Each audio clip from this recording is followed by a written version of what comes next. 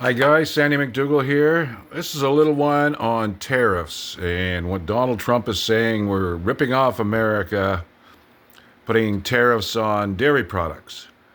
Do tariffs exist in the agreement we have? Yes, they do. But America's never got to the point where we put tariffs on the products under dairy that we bring in. It hasn't happened in recent history, and I don't know about the past, but you're not getting ripped off. And here it is. A thread of truth and then applied it inaccurately across the whole system.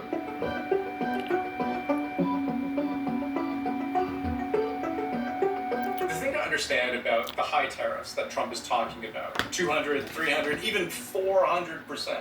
Going up to 400%.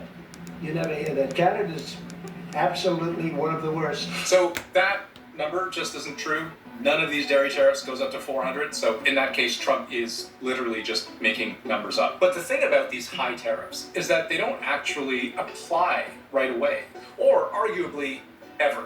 For the last 3 years running, the US has exported more than $1 billion worth of dairy to Canada. In the entire world, only Mexico buys more dairy from the US than Canadians do. And of the imports Canada tracks, not $1 of that amount saw any tariff at all.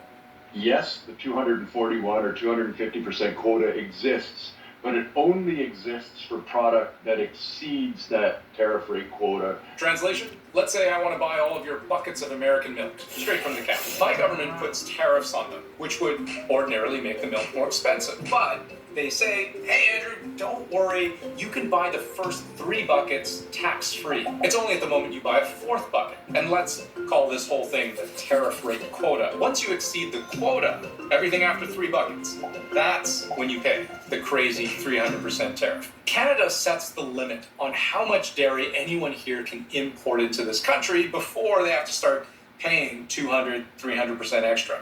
And until you reach that limit, American dairy faces 0 tariffs. But again, not only does nobody ever really buy so much American dairy that they hit the cap where you get slammed by that 300% markup, importers rarely even come close. This data was provided to us by Global Affairs Canada. Every year, they track how close importers got across various categories to having to pay the crazy high tariff markups. And on cheeses, yeah, that cap may very well be what prevents Canadian companies from buying more American product. But on nearly everything else, it's not necessarily the tariffs that stop Americans from selling to Canada. Otherwise, you would expect every bar on this graph to be closer to 100%. No country has yet met the requirement to implement or to kick the tariffs into gear. So there is no tariff being applied to American dairy imports into Canada at this precise moment.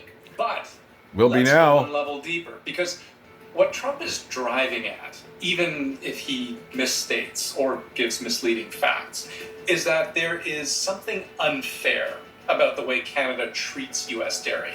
And that is a belief the American government has often held going back long before Trump ever it's just a belief in the Oval Office.